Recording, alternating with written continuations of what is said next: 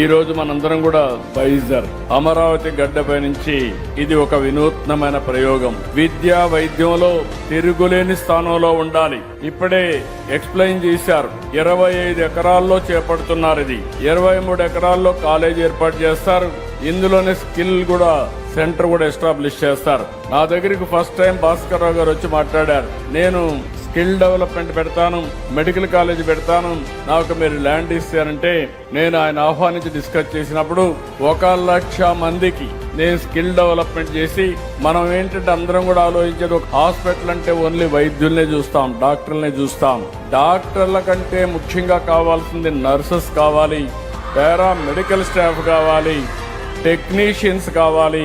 ఒకప్పుడు మనం అందరం కూడా ఎంబీబీఎస్ అంటే ఒక్క పేషెంట్ ని ట్రీట్మెంట్ చేయడం వరకే చూసాం. ఇప్పుడు టెక్నాలజీ మారిపోయింది. ఈ టెక్నాలజీ ఎంతవరకు పోయిందంటే డాక్టర్ కూడా ఏఐ నేర్చుకుంటే తప్ప, ఐటీ నేర్చుకుంటే తప్ప ప్రగతి సాధించలేని పరిస్థితికి వస్తున్నారంటే అది టెక్నాలజీకి ఉండే మహత్యం అని చెప్పి కూడా నేను మీకు తెలియజేస్తున్నా.